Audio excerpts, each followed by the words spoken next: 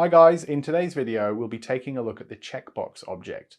The checkbox object is essentially a UI representation of a boolean object. So let's jump into Visual Studio and take a look.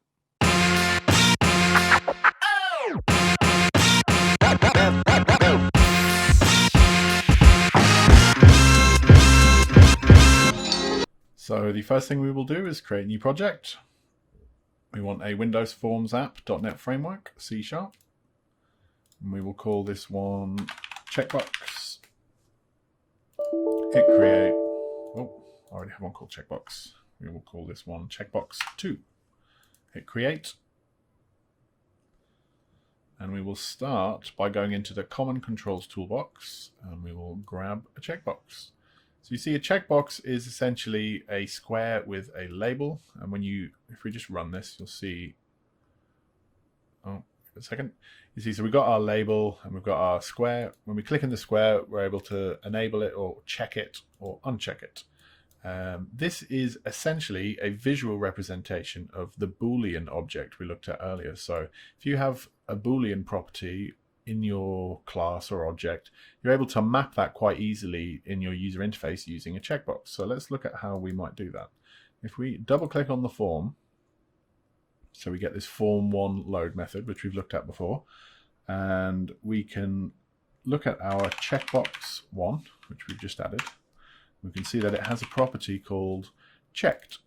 And if we go back into our designer, we click on that and look in the properties, you'll see that checked can be either true or false because it is actually a Boolean. So if we set it to true, then we obviously get the visual representation of the little check. And if we set it to false, we don't get that. We can read that from our code behind using this checked property, and we can also assign it, so we can say equals true, or we could say equals false.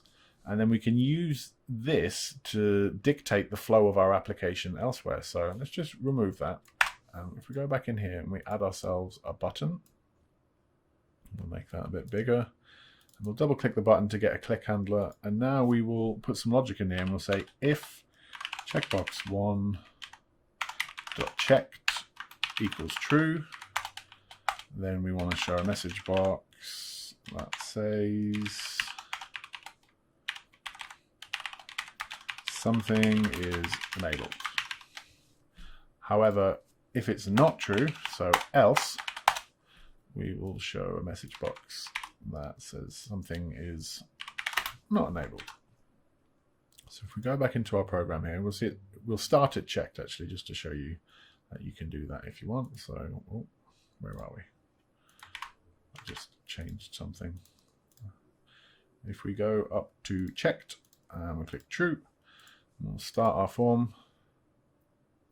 So we've obviously got our checkbox and we click our button, something is enabled.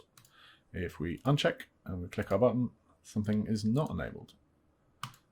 Now, checkboxes have the same types of additional properties that other Windows Forms app controls have. So one thing you can do with those is you can set your checkbox to be enabled as false.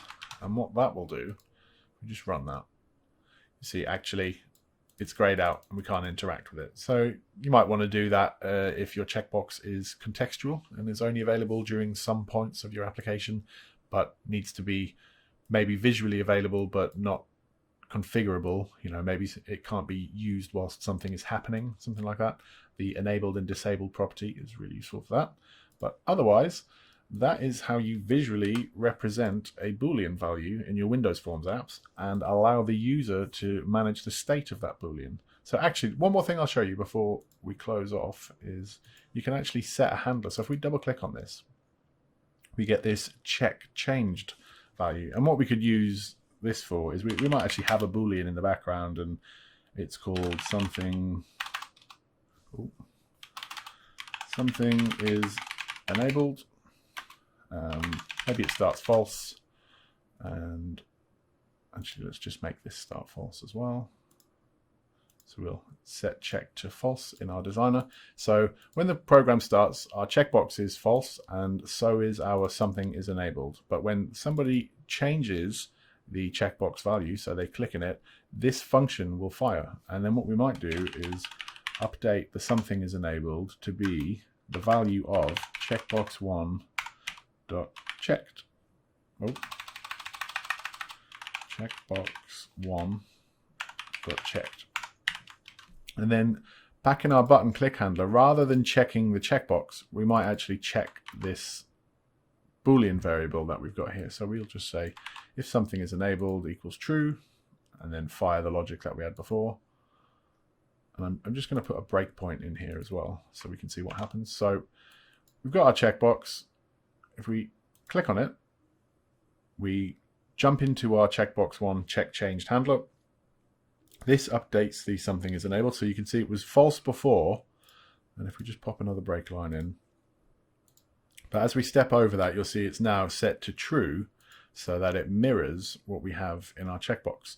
And now if we click the, oh, I'll just put another breakpoint in. Now if we click our button, we can see that it's now checking the something is enabled variable, which is kept in sync essentially by this checkbox changed handler.